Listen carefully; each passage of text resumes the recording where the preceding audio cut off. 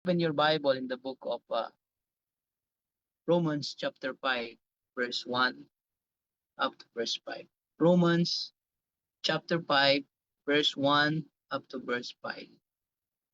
Sundan po ninyo ako ng tahimik sa inyong mga Biblia.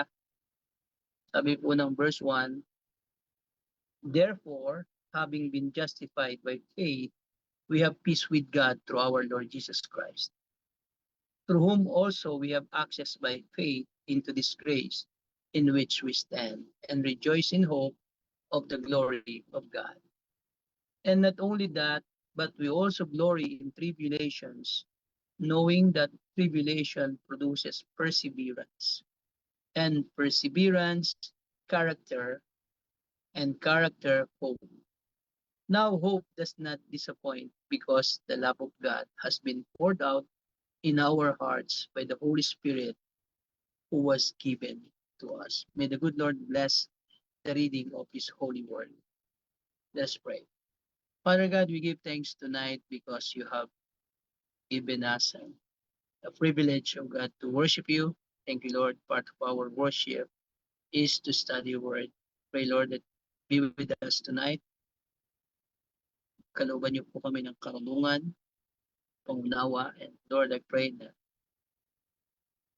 maituon namin. Help us to focus ourselves, our minds, and our hearts sa pakikinig po ng inyo pong mga salita. Gabayan po ninyo ako. Una po, patawarin niyo ako ng bawat isa po sa. Salamat, Ama, sa gabing ito. Purihin ka po. Salamat sa mga pagpapalang meron kami bilang inyo pong mga anak. Purihin ka. Sa ngalan ng aming Panginoong Jesus. Amen. The title of our message tonight is The Blessedness of a True Believers. Bakit ba tinawag na blessed ang mga mananampalataya? Paul has spent considerable time detailing man's need for salvation. But again, on the verses we read, we will notice that so many blessings that the Lord had given to everyone who will believe in His name. We have learned that man is a sinner and that he abides under the wrath of God. Lahat po tayo, nung tayo ay pinanganak sa mundong ito, we are under the wrath of God. We have learned that nothing associated with religion, with works, with the law, or with rituals can ever provide salvation to humanity. We have seen also that we are totally dependent upon faith to bring us into a relationship with the Lord. Ito po ay ibinigay sa atin ng Diyos, ang biyayang ito, sa pamamagitan po ng ating pananampalataya. Sabi po ng Ephesians chapter 2 verse 8 and 9, we have been saved by grace of God through our faith in Him. Sa biyaya ng Diyos, yung pong tinatawag na grace is unmerited favor from God. Na kahit hindi tayo karapat-dapat na tumanggap ng biyaya ng Diyos, natanggap pa rin natin yon. And that is grace. What we have now, yung kaligtasan na mayroon po tayo ngayon ay it was a gift from God. Ito po ay regalo ng Diyos. Hindi ito pinagtrabahuhan ni numan sa atin. Ngayon, ano ang pinagtatrabahuhan natin? Yung bunga ng ating kaligtasan. No? Ang kaligtasan ay biyaya ng Diyos, regalo ng Diyos sa atin. What we are doing now is we work. No? Tayo ay naggagawa ng paglilingkod sa Panginoon para po mabigyan natin ng kaluwalhatian ng ating Panginoon. Hindi para tayo maligtas. It's a different thing, mga kasama. So, we believers, at true believers of God, we believe na ang biyayang ito ay pinagkaloob sa atin ng ating pong Panginoon. In 1 John chapter 5, verse 12, sabi ng Bible, He who has the Son has life. Who does not have the Son of God does not have life. Malinaw na sinabi ng Bible, kapag meron ka ng anak, which is Jesus Christ, you have life. Pero pag wala ka, hindi mo sinasampalatayanan si Jesus Christ, you have no life. You have no spiritual life. You are dead. You are dead because of our transgression, because of our trespasses. Ano po? Dahil po sa ating mga pagkakasala. The benefits of being saved by grace through faith ay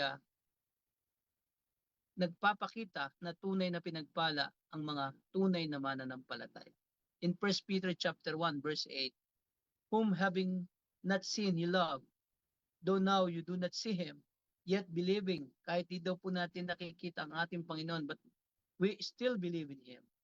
You rejoice with joy inexpressible and full of glory. Meron tayong kagalakan na hindi kayang ipaliwanag, punong-puno ng kaluwalhatian. Let us look, ano ba ang condition ng believers? Ano ba ang kalagayan ng tunay na mananampalataya? Sabi po ng verse 1, therefore, having been justified by faith, we have peace with God through our Lord Jesus Christ. Kita ninyo, our condition was declared. Here, sabi ng Bible, having been justified, tayo ay pinawalang sala. Pinawalang sala tayo sa kabila na tayo ay nagkasala sa Diyos. At ano po ang naging kaparaanan kung bakit tayo napawalang sala? It is all because of faith in our Lord Jesus Christ. The first reason kung bakit po tayo dapat magkaroon ng kagalakan bilang mananampalataya, it is because our condition in the eyes of God. Our condition was declared by God. Paul says that we who have believed have been justified. This is a word that many do not fully understand.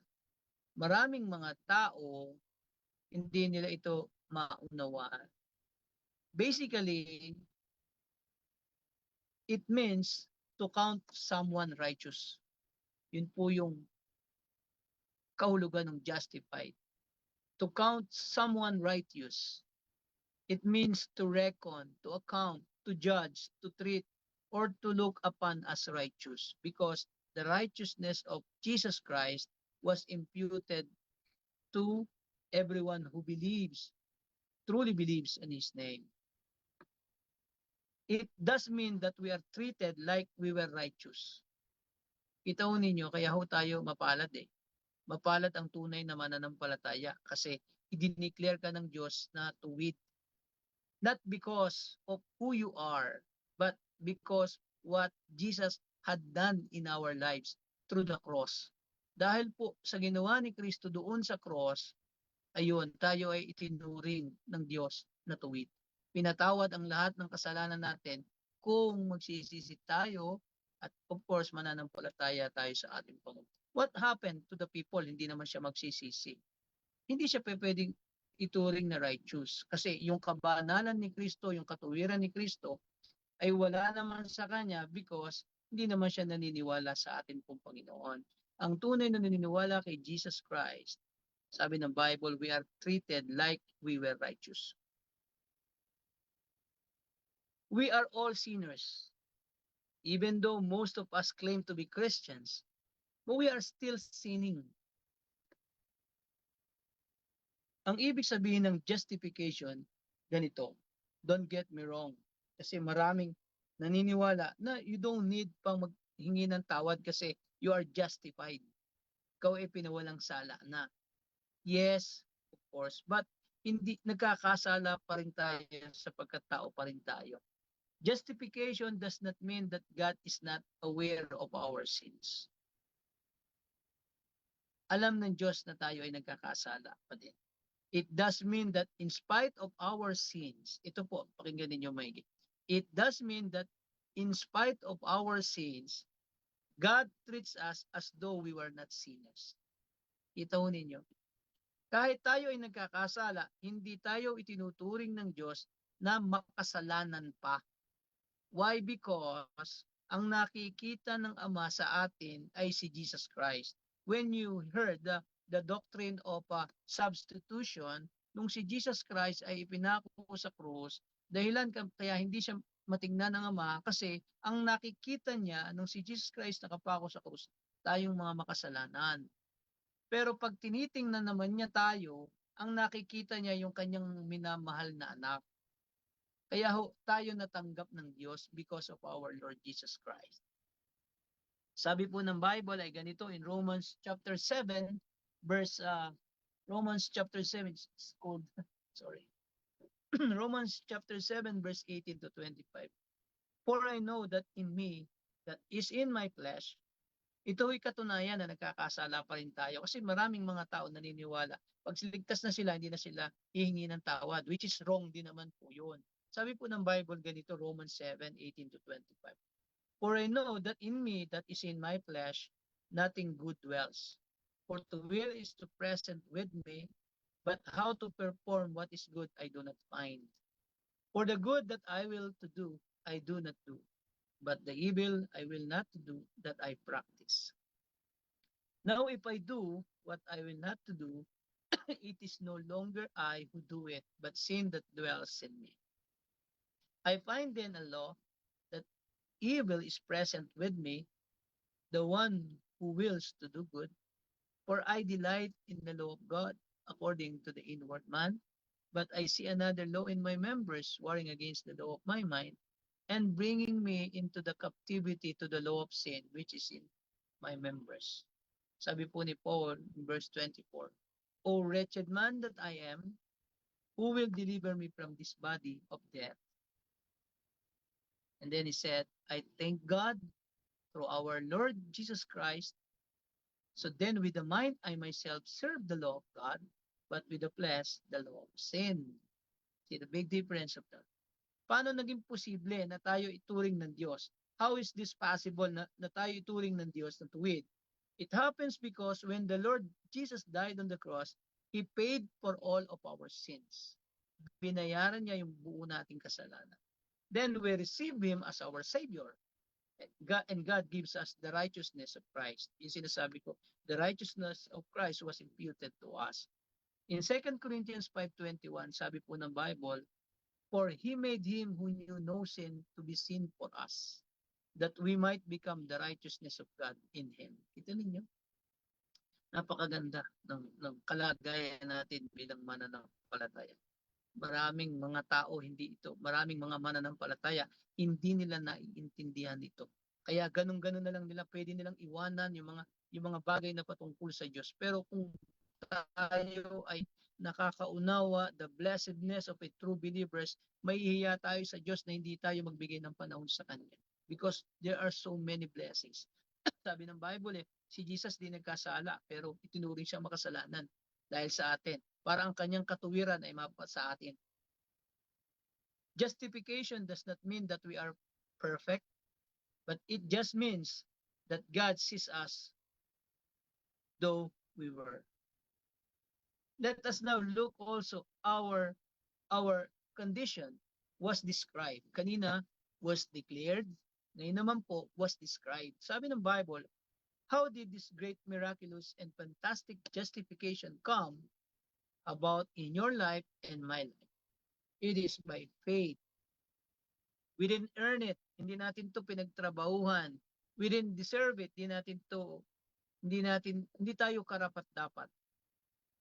All we did was take God at His word concerning the person and the work of our Lord Jesus Christ.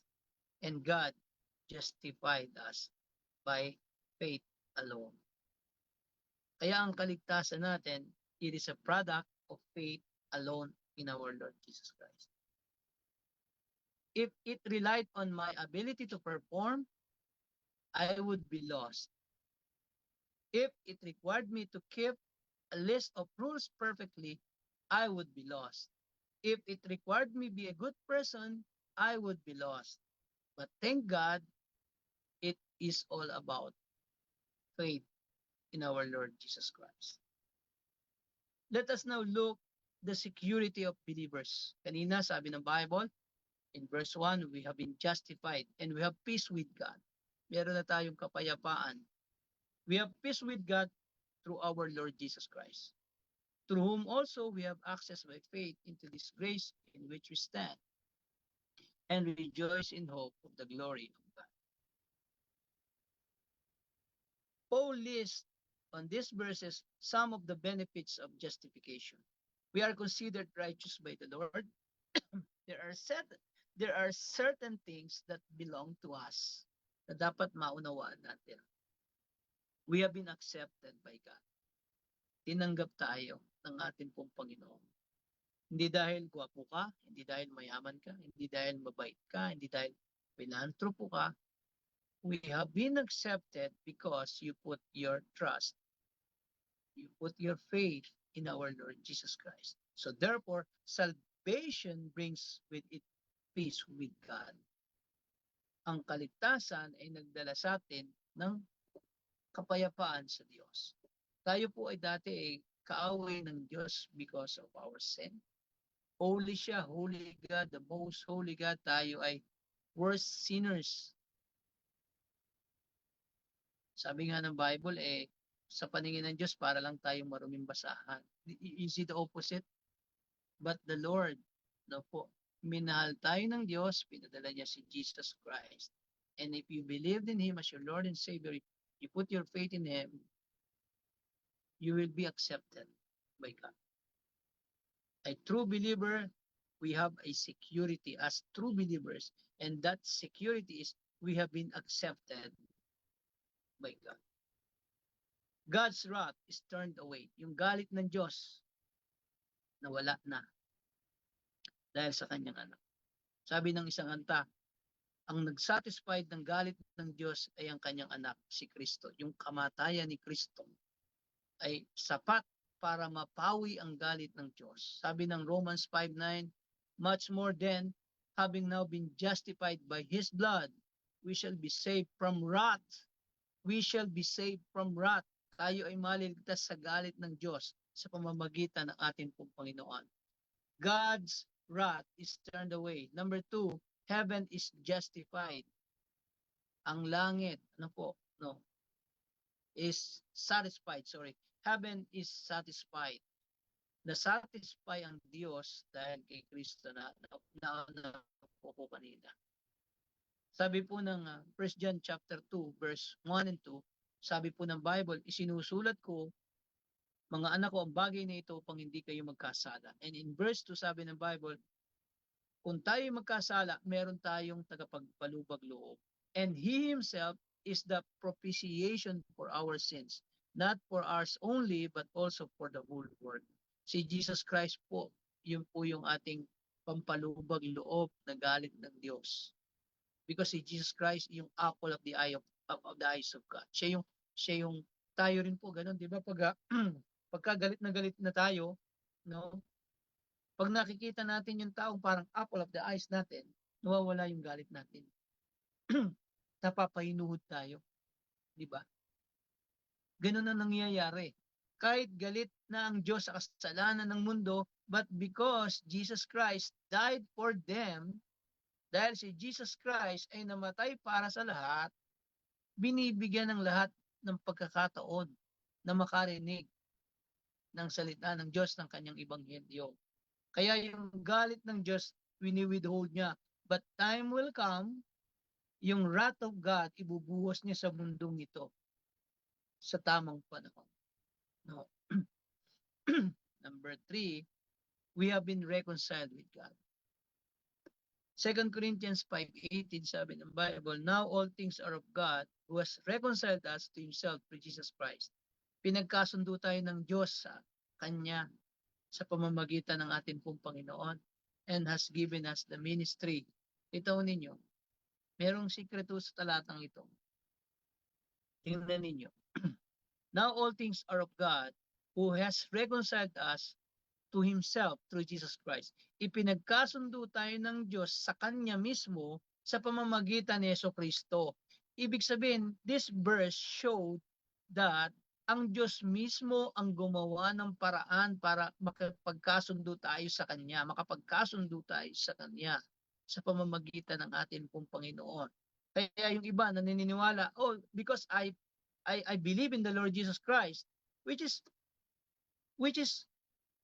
walang mali. Pero yung ikaw ay naniwala lang at sinabi mo dahil naniwala ka, ikaw ay naging na-reconcile na at yung credit nasa iyo, no. Hindi yun ang turo ng Bible. Sabi ng Bible, Now all things are of God, who has reconciled us to Himself through our Lord Jesus Christ. Siya mismo ang gumawa ng paraan, hindi tayo. Siya ang nag-provide ng daan. Ang gagawin lang natin, dadaan tayo dun sa daan na inilagay niya. Kaya sinabi ni Jesus Christ, I am the way, the truth, and the life. No one comes to the Father except through me, or but by me, sabi po ng Bible. And another thing is, and has given us the ministry of reconciliation. Tayo pala, na kanyang mga anak, na mga believers niya, binigyan tayo ng ministry of reconciliation, hindi para makipag-away, but a ministry of reconciliation. Binigyan tayo ng Diyos noon ng kakayahan. Kaya ho, tayo, peacemaker tayong mga mananampalataya. No? Tayo po yung ginagamit ng Panginoong Diyos para sa ministry of reconciliation. We don't make peace with God. He made peace with us at the cross. Yun yung tama. We don't make peace with God, but He made peace with us at the cross. Pinagkasundo nga po tayo ng ating Panginoon. Not only we have been reconciled to God, we have an access. Sabi ng Bible, we have an access. Doon po sa talatang binasa natin kanina, verse 2, through whom also we have access by faith into this grace in which we stand. We have access. Pag pupunta ka ng Japan, kailangan mo mag-apply ng Japanese visa. Pag pupunta ka ng Europe, kailangan mo mag-apply ng Schengen visa. Pag pupunta ka ng US, of course, US visa. Pag nagkaroon ka ng visa, if the government, ikaw ay binigyan ng visa, then you have an access. Papasok ka na ngayon doon. Makakapunta ka na doon sa lugar na gusto mong puntahan sa Amerika, or sa Europa, o sa Japan, o sa anumang panig ng mundo. Basta kukuha ka ng visa. Alam nyo tayong mananampalataya. We have an access. God has given us an access.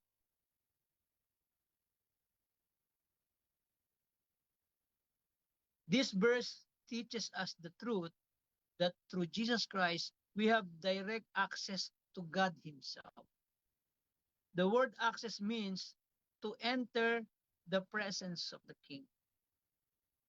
Through Jesus, we have the right to enter into the presence of the God of heaven without fear. We have access to the Heavenly Father. That's why natatawag natin siyang Ama, Ama ko. Abba, Father. Meron tayong access kasi sa Diyos. At ang access na yun, ipinagkaloob sa atin sa pamamagitan ni Yesu Cristo lang. Not a religion. A religion cannot give you an access to the Heavenly Father, but only our Lord Jesus Christ. Siya lang. Kaya po sa ating church, ang ibinibida natin si Jesus Christ, hindi yung ating religion. Maraming mga fanatics, maraming mga relihiyoso na ibinibida yung religion. Hindi ho silang tagapagligtas, hindi ang religion. Ang tagapagligtas si Yesu Cristo. Pag naligtas na ang isang tao, idinadagdag yun sa kanyang iglesia na itinayo. The Church of our Lord Jesus Christ. Mali ang turo ng iba na para ikaw ay magkaroon ng access, pasok ka muna sa religion namin. No. Ang Bible tinuturo sa atin, sumampalataya ka muna kay Jesus Christ and God will give you an access. Bibigyan ka niya ngayon ng access. Yun ang meron tayo bilang mananampalataya. A true believer has an access to the Heavenly Father. And number 3, we have an assurance. Meron tayong kasiguruhan. Not only is there peace with God and access into God's presence, but the believer also enjoys blessed, deep-settled assurance of salvation. Meron tayong kasiguruhan ng pananampalataya.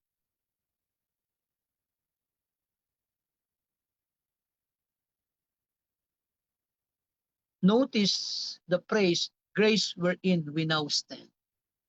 The word stand carries the ideas of permanence, of being firmly fixed, of being immovable.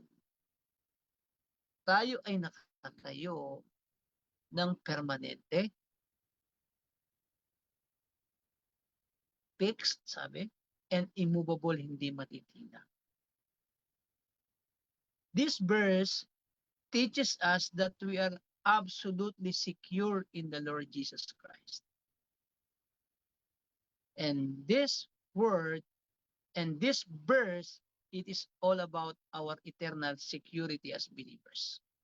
Sabi, ang iba hindi naniniwala sa eternal security.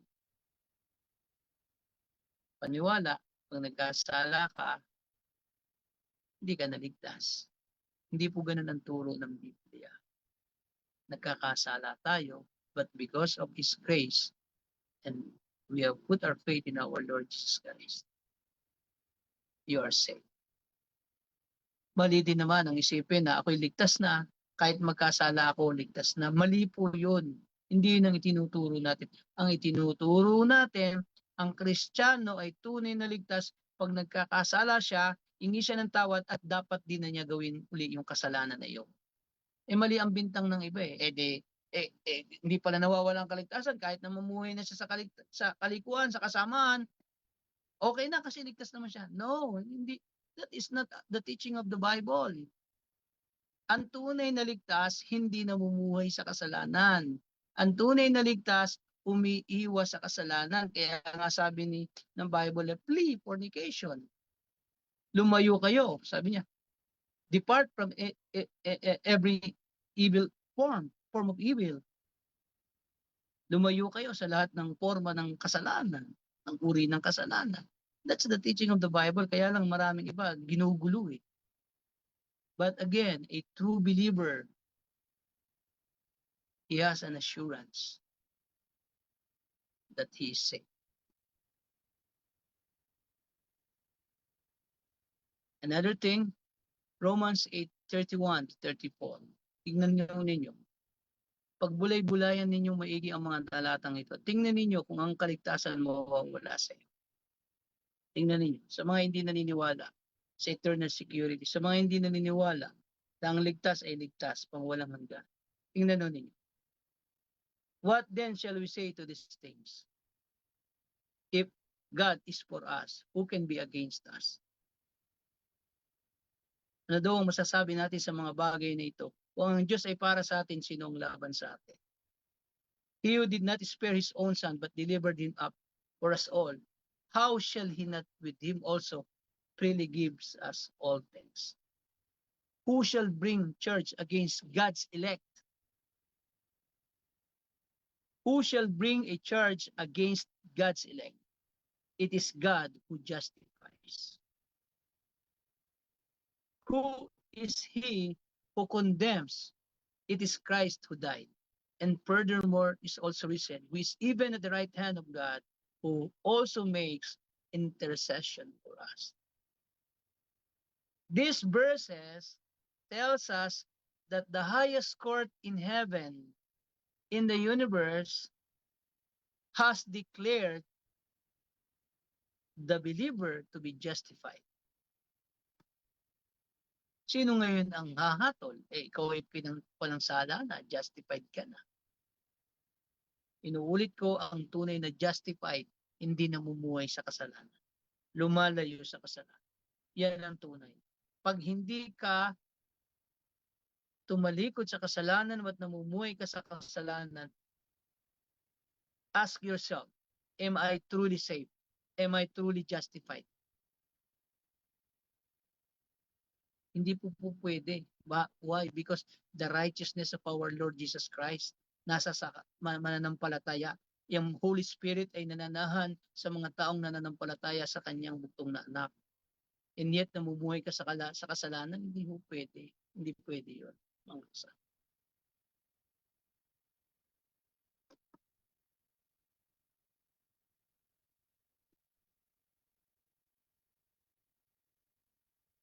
And the next thing, tingnan natin our privileges as true believers. Let us look our privileges as true believers. Verse 3 to 5. And not only that, but we also glory in tribulations, knowing that tribulation produces perseverance, and perseverance, character, and character, hope. Now hope does not disappoint because the love of God has been poured out in our hearts by the Holy Spirit was given to us. We are safe and we are secure. But right now, we live in a world of trials and tribulations. Kahit po tayo ay ligtas at secure na ang ating kaligtasan, pero namumuhay po tayo sa mundo na punong-puno ng pagsubok at kahirapan. But the good thing as a true believer, sabi ng Bible, and not only that, but we also glory in tribulations. We can rejoice in trouble, ang ibig sabihin. We can still rejoice in trouble. Kaya nga yung mga mananampalataya, no, yung mga nauna sa atin, na kahit manganib ang kanilang buhay. Si Paul nga, sabi niya, naranasan ko ang mga kahirapan. Naranasan ko ang lahat ng panganib.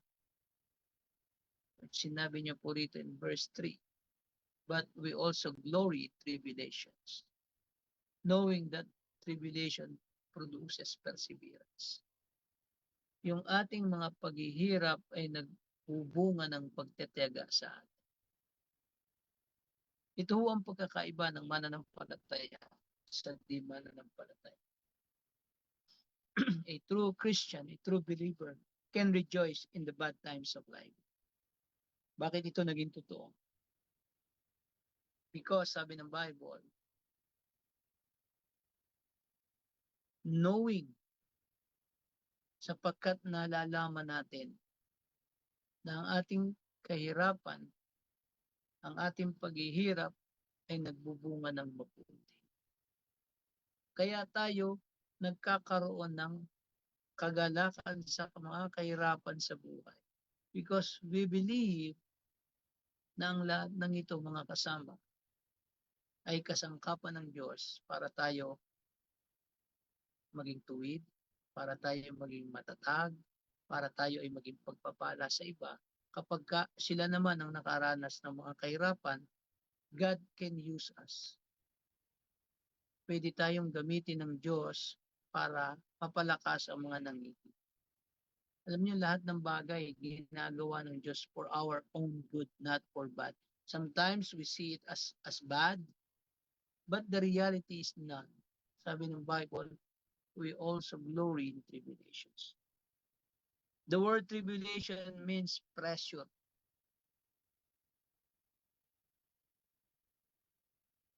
But we can still rejoice.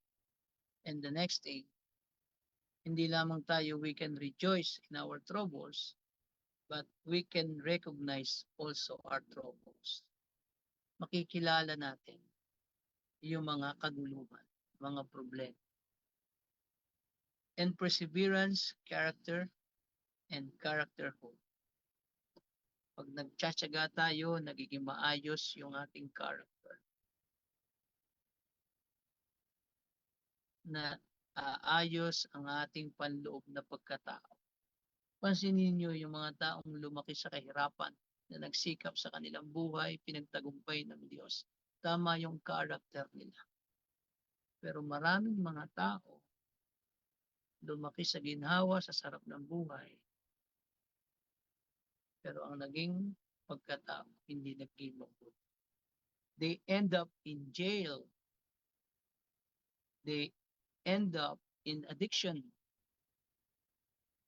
But we as believers, marami tayong problema.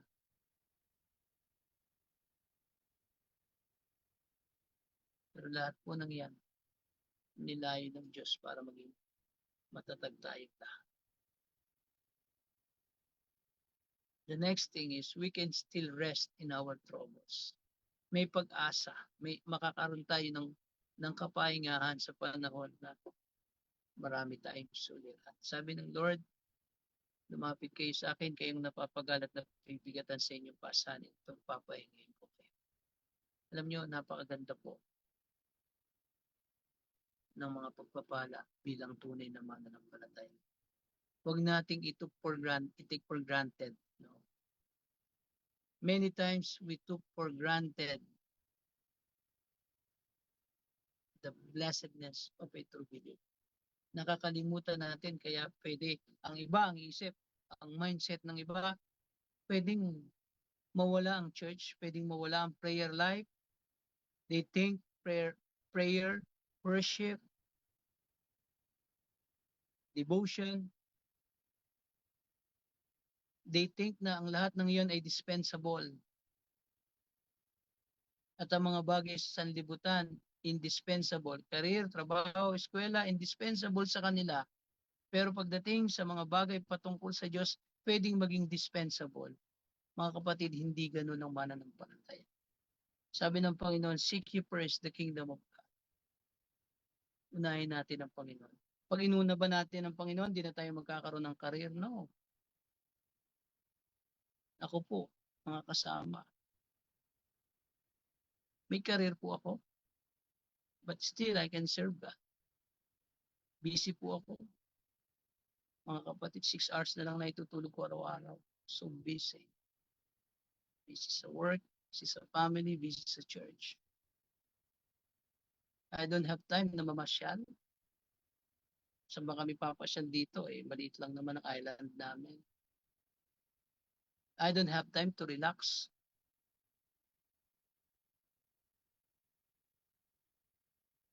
Pag gusto kong mag-relax, dito lang sa bahay, mag-pray lang ako, mag-aaral, babasa lang ako ng Bible, makikinig ako ng mga preachings. That's it. That's it. Sapat na. Pero hindi pinagbawal ng Diyos na magsaya tayo. Hindi pag sinabing seek ye first the kingdom of God, kakalimutan na natin yung ating career, yung ating trabaho, yung ating mga kaibigan. That's not. Ang sinasabi ng Panginoon, unahin muna natin siya. Ngayon, huwag nating isipin na dispensable ang mga bagay sa Diyos. Dapat ang mindset nating mananampalataya, ang mga bagay patungkol sa Diyos, indispensable. At ang mga bagay dito sa sanlibutan, dispensable. Halimbawa, pwede kang umabsent sa church, niisip mo, pero hindi ka pwedeng umabsent sa trabaho. It's unfair with God. Busy ako, saka na lang ako mag-church. Hindi ho ganun ang mananampalataya. Ang tunay na mananampalataya may puso para sa Diyos. Ang tunay na mananampalataya, mahalaga ang Diyos sa kanyang buhay. Kapag inunan niyo ang Panginoon, maniwala kayo. Hindi ho kayo magsisisi.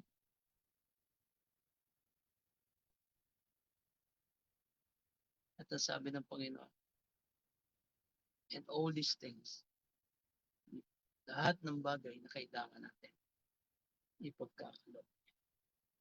Sana ngayong gabi, isip nating maigit. Napakaraming ibinigay sa atin ng Diyos na pagpapala bilang mananampalataya. Niligtas ka niya, pagkalubang ka niya ng eternal life, anak ka na ng Diyos, pinatawad lahat ng kasalanan mo, yung pinakamalaki hanggang sa pinakamaliit, nilinis niya, pinatawad niya.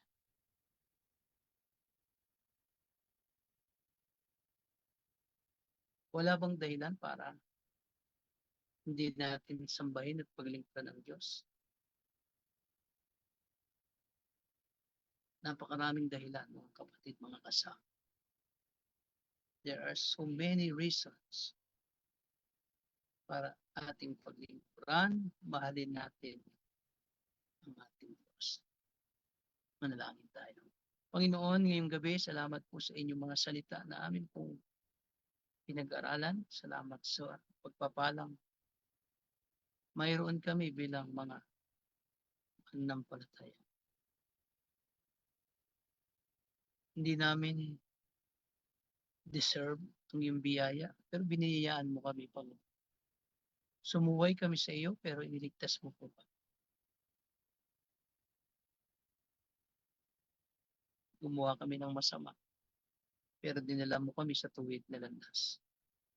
Kayo po ang miyakda ng aming kaligtasan, not ours. Ang kaligtasan po ay biyaya ninyo, Panginoon. Salamat po sa gabi ito. Panalangin po bawat isa sa mga nakikinig via Zoom or via Facebook Live o nasa church ngayon. I pray, Lord, mag-usap po kayo sa buhay. Huwag nawa naming isipin na mga bagay patungkol sa iyo pwedeng mawala. Mga bagay patungkol sa aming sarili ay hindi pwedeng mawala. Patawad po, Panginoon, sa aming mga kamalian. Tugasan niyo po kami. Sa gabi ito, pinapanalangin po po. Palain ninyo po. Mga kapatiran sa Pilipinas, kanilang kalagayan, church, may patuloy nilang paglingkuran kayo. Bawat membro po ng Grace Life sa Pilipinas. Kabayan ninyo, mga pastor sa pangunguna, mga kasamang manggagawa, kayo magpala sa mga matatanda sa church. Ingatan niyo po ang kanilang kalusugan. Walain niyo po. Walain ninyo mga estudyante, magpapasokan na po. Iyo magpalat magkaloob ng kanilang mga pangungailangan. Kailangan po, Ama, tulungan mo kami na maging daluyan po kami ng pagpapaalam ninyo sa ibang tao. Salamat sa iyo sa gabi ito. Purihin ka po. Ito po ay aming panalangin sa ngalan po ng aming Panginoong Jesus. Amen. Amen. Marami pong salamat, mga kapatid.